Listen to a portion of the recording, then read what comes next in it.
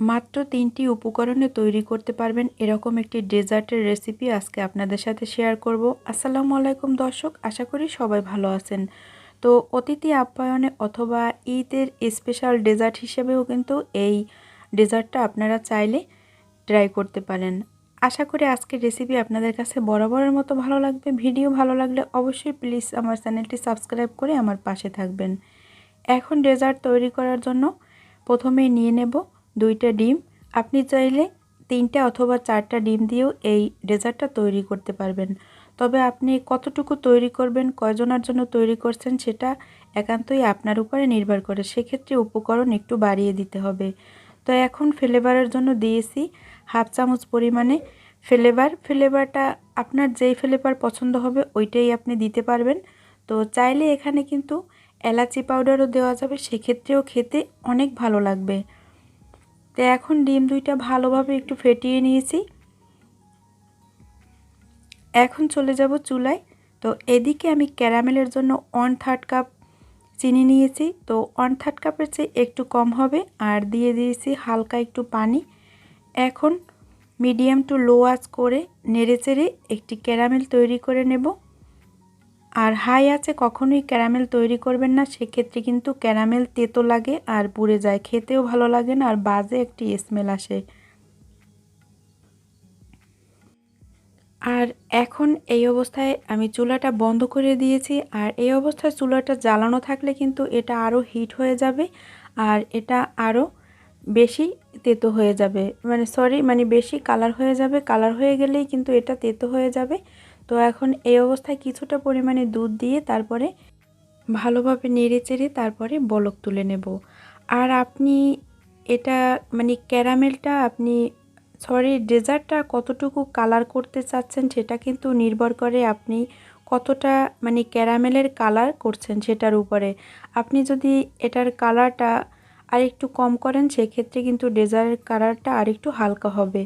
আর যদি ক্যারামেলের কালারটা একটু ডিপ করেন সেক্ষেত্রে কিন্তু ডেজার্টের কালারও একটু লাইট হবে আর কি। তো এখন ভালোভাবে নেড়েচেড়ে বলক তুলে নিয়েছি আর আরও হাই আঁচে জাল করেছি 5 থেকে 6 মিনিটের মতো। তো এখন দেখেন দুধটা কিন্তু অনেকটাই ঘন হয়ে আসছে। আর আপনি চাইলে এখানে গুঁড়া দুধও ইউজ করতে পারবেন। তো এখন দুধ নামিয়ে ঠান্ডা করে নেব। আর এইদিকে ডিম 2টা আর একটু ভালোভাবে ফেটে নেব যাতে কোনো লাঞ্চ না থাকে ভিতরে। আর এখন দুধটা ঠান্ডা করে নিয়েছি, এখন অল্প অল্প দুধ দেব আর ডিমের সাথে ভালোভাবে মিশ্রণ করে নেব। একসাথে সম্পূর্ণ দুধটা ঢেলে দেব না, তাহলে কিন্তু ভালোভাবে মিশ্রণটা হবে না। আর আমি একবারে না 3বারে অল্প অল্প দুধ দিয়ে তারপরে ডিমের সাথে ভালোভাবে এই মিশ্রণটা তৈরি করে নিয়েছি। আর আজকে আমি কোনো মানে ছেঁকনির সাহায্যে ছেঁকবো না, এটা ডিরেক্টলি তৈরি করব। তো ভালোভাবে এটাকে মিশ্রণ করে নিয়েছি। এখন এইদিকে ডেজার্টটা তৈরি করার জন্য আমি গ্লাস নিয়েছি। আপনারা চাইলে যে কোনো বড় পাত্রে অথবা টিফিন কিসের বক্স যে কোনো শেপে এই ডেজার্টটা তৈরি করতে পারবেন।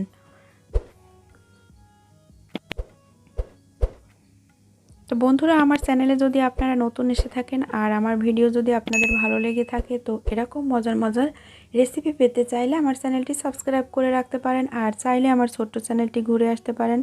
আশা করি আপনাদের কাছে অনেক ভালো লাগবে।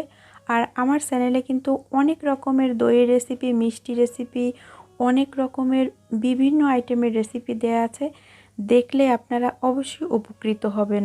তো এখন এটা ফয়েল পেপার দিয়ে আমি র্যাপিং করে দেব যাতে ভিতরে কোনো পানি ক্রিয়েট না হয়।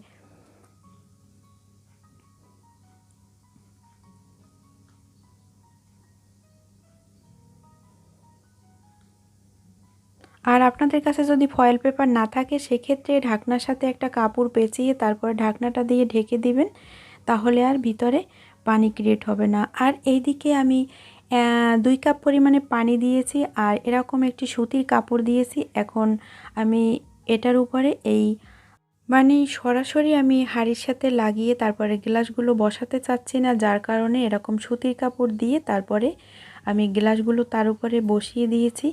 এতে গ্লাসে কোনো রকম সমস্যা হবে না। তো এখন ঢেকে আমি হাই আছে 5 মিনিট জাল করব। এরপরে মিডিয়াম টু লো আছে ঠিক ঘড়ি ধরা 15 মিনিট বেক করে নিব। এতে আমার ডেজার্টটা একদম রেডি হয়ে যাবে। তো 15 মিনিট পরে ফিরে আসলাম। তো এখন একটু দেখাই। তো আমার ডেজার্ট রেডি হয়ে গেছে। এখন দেখবেন যতটা নরম আছে এটা কিন্তু নামানোর পরে তার থেকে আরেকটু মানে শক্ত হয়ে যাবে, সেট হয়ে যাবে নামানোর 10 থেকে 15 মিনিট পরে। এরপরে চাইলে আপনি ফ্রিজে রেখে তারপরে এটা সার্ভ করতে পারেন। আমার কাছে ফ্রিজে রেখে তারপরে সার্ভ করলেই বেশি ভালো লাগে। তো আশা করি আজকের রেসিপিটা আপনাদের কাছে অনেক ভালো লাগবে আর অনেক সহজও মনে হবে। তো এরকম মজার মজার রেসিপি পেতে চাইলে আমার চ্যানেলটি সাবস্ক্রাইব করে রাখতে পারেন। আর এরকম অল্প সময় চাইলে আপনার প্রিয়জনকে এরকম ডেজার্ট উপহার দিতেই পারেন। দেখা হবে নতুন পর্বে নতুন ভিডিওতে। ততক্ষণ সবাই ভালো থাকবেন, নিরাপদে থাকবেন আর আমার জন্য দোয়া করবেন। আল্লাহ হাফেজ।